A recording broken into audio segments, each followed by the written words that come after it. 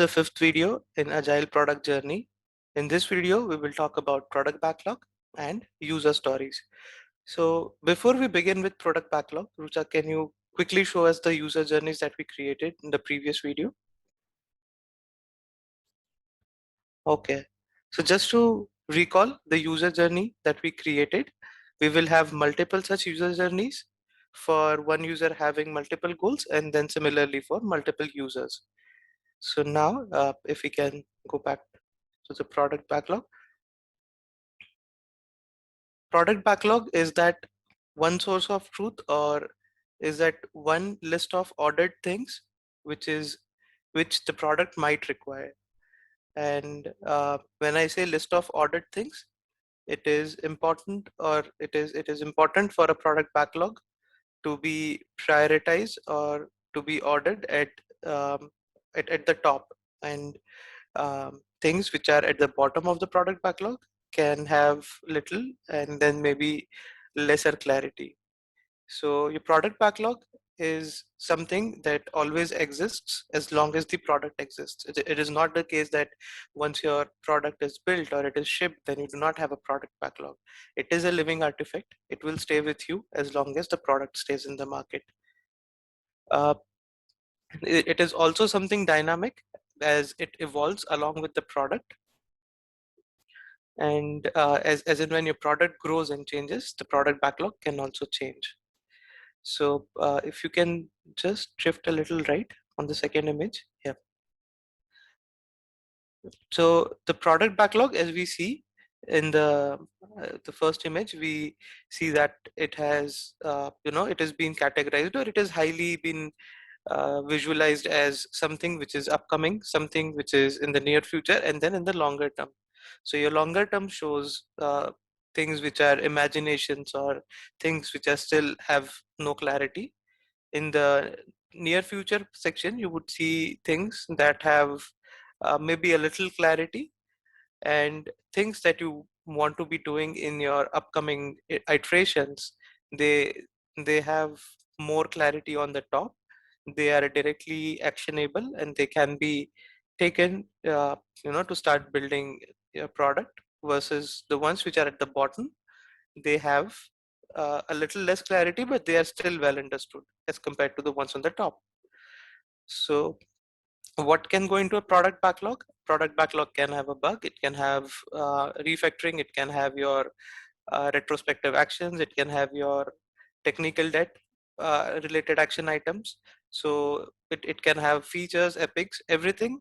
Like I said, it's a list of ordered things that a product might need. Now, how we build a product backlog is the user journeys that we saw will give you things like epics, or you can also, so the high level activities, you may or may not call them features. And the different tasks or the different alternatives that you do, you can break them down in user stories. So apart from user journey, there are many other ways that you can bring out your requirement and then break it down in terms of user stories or things like that. We will look at one quick another method called impact mapping. So impact mapping is a very lightweight, collaborative, and user behavior driven technique to see how change and impact of user behavior, or how user behavior impacts your products. If we have to put it very simply, you start with a goal of what is that, why is that you want to do something. Then you find out the actors who are going to make that impact. Then you list down the impacts that they make, and then at the last is the deliverable. What is that they are doing to make this impact. Coming back to our uh, cab service example, if the goal is to book a cab, who are the actors here? It would be a passenger, it would be a driver. So how is, and we've just taken one example, how is passenger making an impact? So they are accessing Uber, they are accessing Uber, they are accessing requesting cabs, they are making a payment. Now what can they do to access Uber? They can access it via app, they can access it via website, they can even do it on a phone call. Similarly, to request a cab, they can send the request over an email. They can simply provide their current location, maybe through a phone app or on a website or things like that, or they can send their current location via an SMS. And for payment, they can either do by cash, or they can also make an online payment.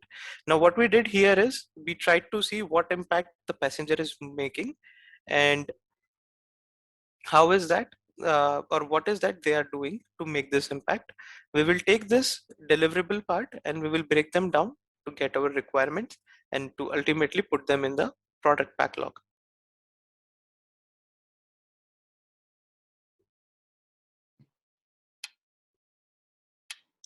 Thank you, Ankit. I think you very nicely set the context for a product backlog. What I'm going to do next is just discuss about one of the product backlog items, which is a user story. So, as you've seen, there could be many types of backlog items. User story is one of them. It's a way in which you can capture your requirements, or a way in which you can capture your user needs. So, what is a user story? It is essentially a beginning of a conversation.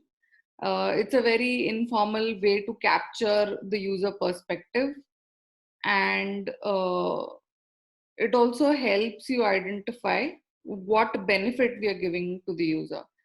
So, if you have to look at the format, it is very, very simple. It talks about who the user is and what the user is performing. And after the action he or she performs, what is the benefit he or she gets. So, if I have to explain it with a very simple example, and we'll do one for the uh, Uber Uber example that we've taken, but there's one already that we have from for a very, very simple email application that I want to open the email so that I can read it. Or there might be different other actions as well that I might want to perform, but my goal is to read it, and thus I want to access and open it. Now, when we talk about user stories, they should be written in such a way that it captures a user need and not necessarily a way to satisfy that need. And that's the reason things like use this technology or use that page preferably shouldn't be in there. They should be technology agnostic in a way that if the user still wants to achieve the same goal 100 years from now, the story should still be relevant. How you achieve it is a different thing altogether. Yeah. Like you have a user story template, which is the most commonly used. You have a criteria that helps you. It's like a guideline which helps you write like good stories, and it's called as INVEST. So it's an acronym, and it stands for independent, negotiable, valuable, estimable, small sized, and testable. So what do you mean by independent? So independent is nothing but if you have two stories which are highly dependent on each other, and say you pick one in an ongoing iteration, then, and if it is dependent on something else, it becomes a bit difficult not only to estimate it but also to plan it when you're having a plan as to how you're going to deliver it. So it is suggested that you create stories which are as independent as possible, and if you have one big story which is dependent on others, the easiest way to do is to slice it to form like small independent stories, and this activity is also called as refinement. Then negotiable. So what do you mean by negotiable? So a user story is a goal that a user wants to achieve. There are n number of ways in which you can do it, and the ways here are negotiable. So what you call out is what you want to do and not necessarily how you want to do it. The how part can be negotiable and can be discussed with your team. So when you write something, it's not set in stone as long as it achieves the goal. Third, valuable. Of course, we've spoken a lot about it. Anything that we do should deliver value, and that's still applicable for a user story. It should be estimable for the only reason you should know when you're planning, when is it that you can complete it. uh, Approximately you should be able to give like a very very rough estimate as to when is it possibly going to get over. Small, it should be as granular as possible so that you are able to finish it in a specified period of time. And the last is testable. A very important thing, we've understood the importance of validating something, right? Like, you setting a goal for yourself is one thing, but after you finish it, validating it is equally important. It's only then you'll know whether you're on the right track or not. So if you're doing something but there's a lot of air of ambiguity, for example, I say something is done and Ankit says it's not done, and both of us are team members, then that creates a lot of ambiguity. So we should have a common understanding of what done is, and I'll talk about that shortly. But apart from that, when I've defined that done, then I should also be able to test it, right? Else there's no point. So it should be testable as well. There's another guideline or principle around a story, which is called as 3C's. Very simple. As I said, a story is a beginning to a conversation. So preferably, the 3C says that, hey, have it on the size of a postcard so that you don't like write a very long thing, because if you have more space, the possibility of you also solutionizing comes into picture. So all that you need to write is uh, who the user is, what the action is, and how are they going to benefit from it. So that's one postcard size. If you have it in short and if you don't solutionize it, what will happen necessarily is it will lead to a lot of conversation, and that's the whole purpose. So a good user story is not something that you write and it's set in stone and the team just follows it. A good user story is one which ensures conversations happen, ensures collaboration happen. So conversation is the second C, and the third one, once these conversations happen, whatever you've decided, it's always nice to have it noted somewhere, and you can do it at the back of your card in the form of, hey, these are the few things that we should be doing, and once we do these, we'll say we are done. So confirmation is the last one. Have like a common understanding and then have it noted somewhere so that you can start working on it. And having a common understanding is very, very important, just so your done and my done doesn't differ. So that's kind of a small agreement that we have. These agreements are actually called as acceptance criteria. Uh, and for a story to be complete, if I've noted down a few criteria, if I have to say with confidence that my story is complete, then whatever criteria I've defined for myself or whatever conditions I've defined for myself should be met as well. So the criteria uh, that must be met to consider that a story is complete, of course.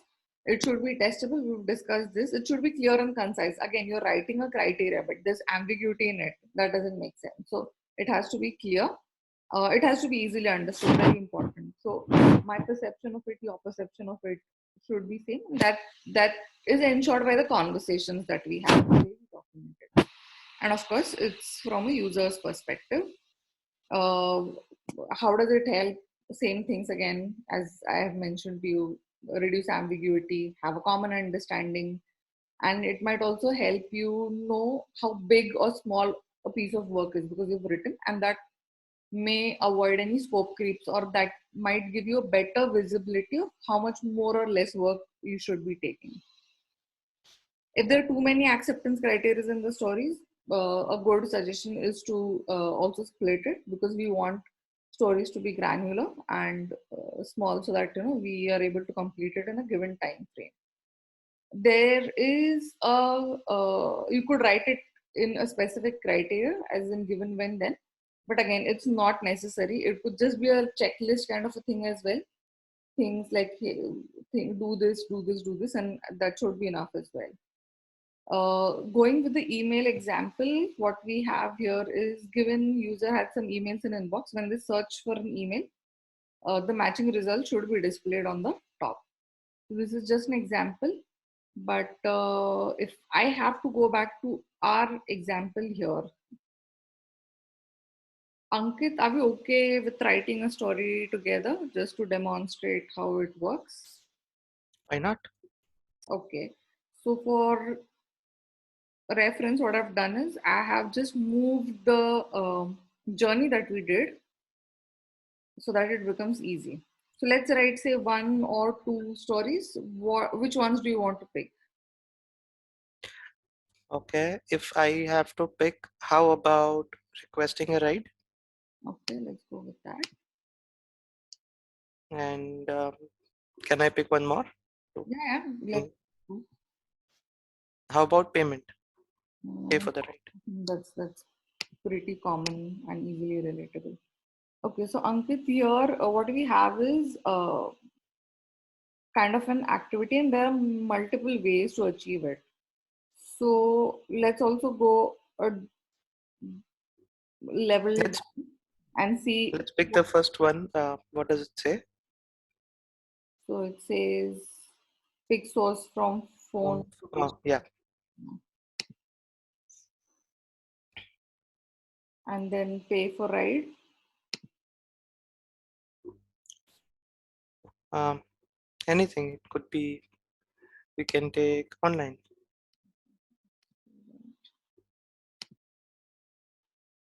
Okay, so I'm just going to keep this here for your reference. Let me know if you want me to zoom in. So the first one is requesting a ride, and for picking up source location, I think this needs to be split into two. Let's just talk about source destination for now. Source location, Okay. not source destination. Sorry.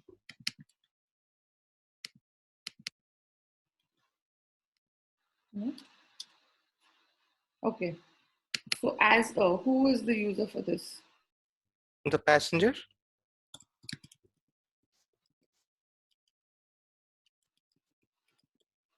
Okay. What action do Oh, you want to do? as a passenger, I would want to enter the from location,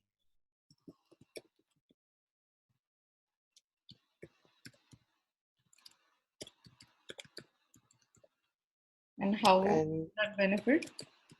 the benefit is that so that I want to reach my destination. I can reach my destination. Yes. Okay, perfect. That was quite easy.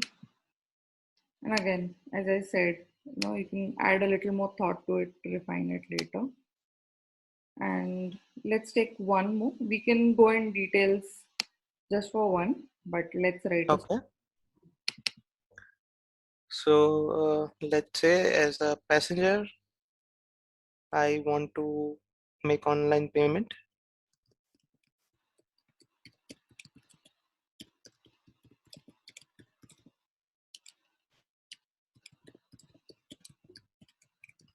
Then the benefit is still the same, right? So that Yeah, I I think can reach. it'll be fine. Or you can just say so that I can complete my write. But for now, I'll just write this for simplicity.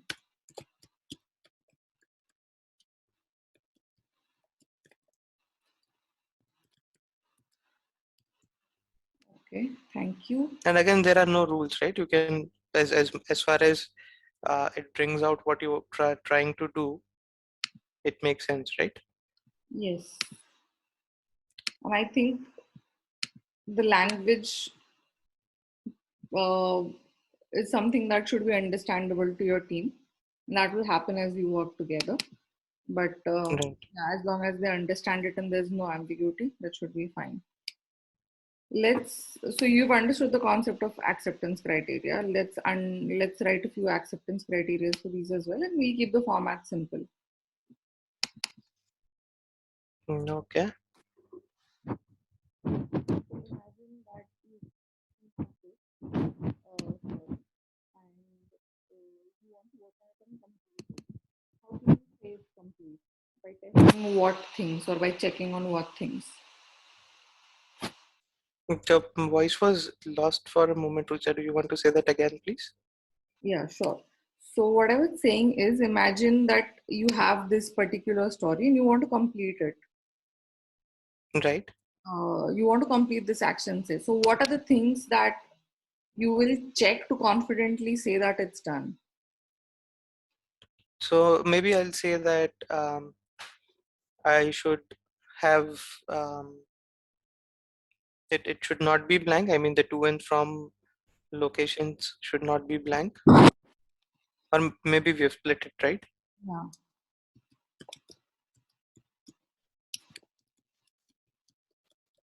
Okay. And I should be able to enter it manually or pick it up from my phone.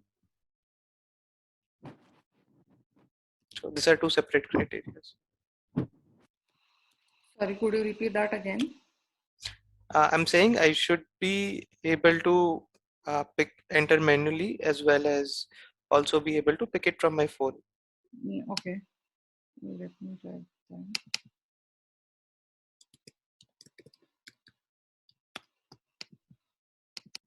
Let me just say can over here, because this is the default that you want to have from location.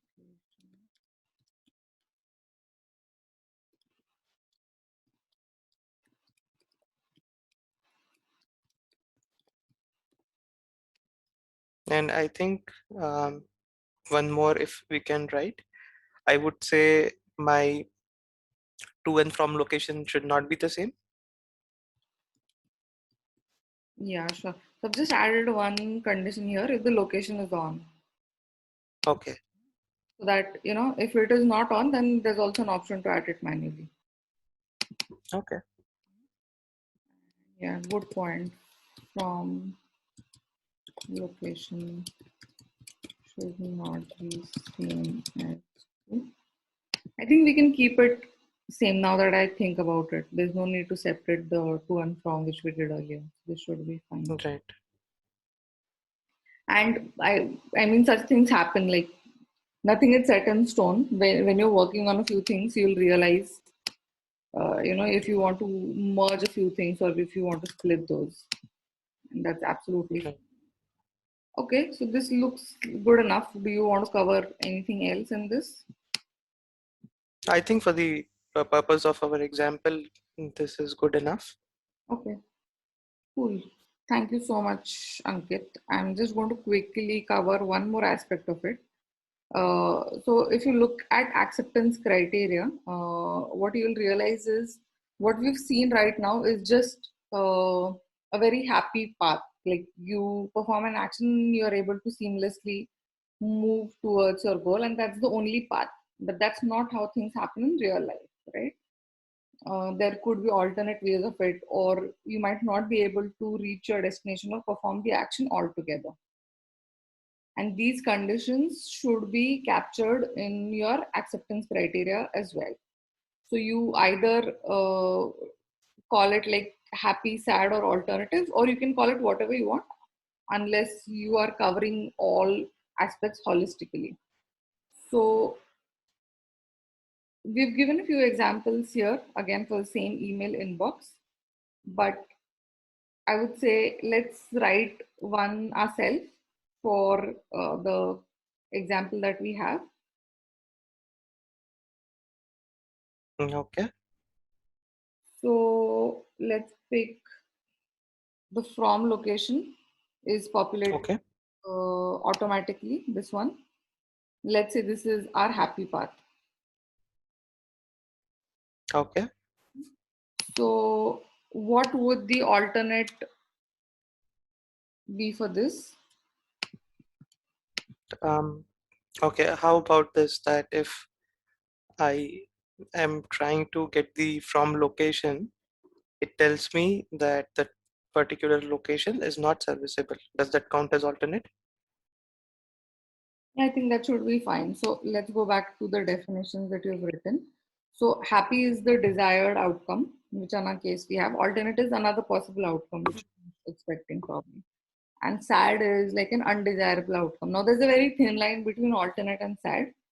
which is fine. That's the reason I said like not getting bogged down by the name. As long as you cover everything, that should be fine. And this looks Mm, like good alternate to our happy path. So from location is not serviceable, right? right. So sometimes you don't see caps in the area that you want to. So that's fine. And then you might just want to display some message. So let's say location not available for now. Okay. And a lot of organizations or a lot of teams also, have copywriters sometimes, like not full time, but then just to be in sync with the company standards of messaging, they might also want to get it reviewed if it's like a long text. If it's something simple and if guidance or guidelines are available for that, they can just stream their own messages. Okay. And let's look at one unhappy path as well. So how about I'm trying to enter my phone location, but it gives me an error and say try again later. Okay, so can I just say it's not acceptable from location? Yeah, some sort of an error which makes it difficult for me to use it.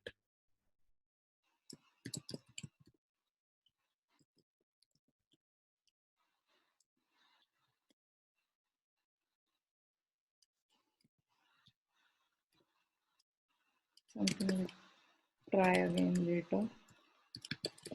I mean, these are like Sure. crude messages, but it's just to convey the intention. Okay, this looks good enough. So, like now you can see for a simple story, which is the passenger should be able to enter the location so that he or she reaches the destination. You've like almost added 6 conditions which you will check. Okay, and this activity of again doing it is not just one person's responsibility. The more number of people you involve, the better and holistic your story becomes. And that's the whole intention of the conversations. And then you are doing a confirmation by just making a note of this. So this is just circling back to our 3 C's. This is how they work, the 3 C's work. So thank you so much, Ankit. We have like a good enough user story to begin with. And again, as I said, it's not set in stone. You can have multiple discussions on it. But just a few things to remember. These have been my takeaways over a period of years. So I've just noted those down. Uh, write the need first. Solutionizing can come later. You can do it with your team. Place the story in the bigger context of things. Like, for example, you've done it here, right? This is the bigger picture. And I know this is exactly what we're doing with respect to the first story. So, always having it visualized and setting it in the bigger context of things also helps understand the development team to work better on it. So, it's not just, hey, I'm writing a piece of code. They also realize what is the value that they are bringing in the whole value stream chain that we have. Yeah. Call out assumptions explicitly, add success measures. So one thing that we spoke about is acceptance criteria. Acceptance criteria will tell you whether you're done. Okay, but being done and being successful are two different things, right? If you're done with something, is not necessarily you're successful. You may or may not have delivered value, and this is the small thin line that we discussed between output and outcome. So you might want to define your own success measures. Say, you should have X number of people click on it or use it, some kind of success measures. And it's not necessary you write it in the beginning itself, but you should definitely discuss success measures. And as your team matures, you definitely get better with it. Yeah. And yeah, having a common understanding of what done is, it's very, very important. What I've added here is a sample template. Again, it's not set in stone. These are just a few guidelines that you could use. But what is the most important thing to remember is story is the beginning of a conversation. It's a beginning to a beautiful thing that happens, which eventually comes to you in the form of some kind of value. Okay. So that's pretty much it for this particular topic, which was around backlogs and user stories, with user stories just being one of the backlog items. Next, what we will look at is prioritization, estimations, and what an MVP is. So keep watching. That's pretty much it from now. Thank you.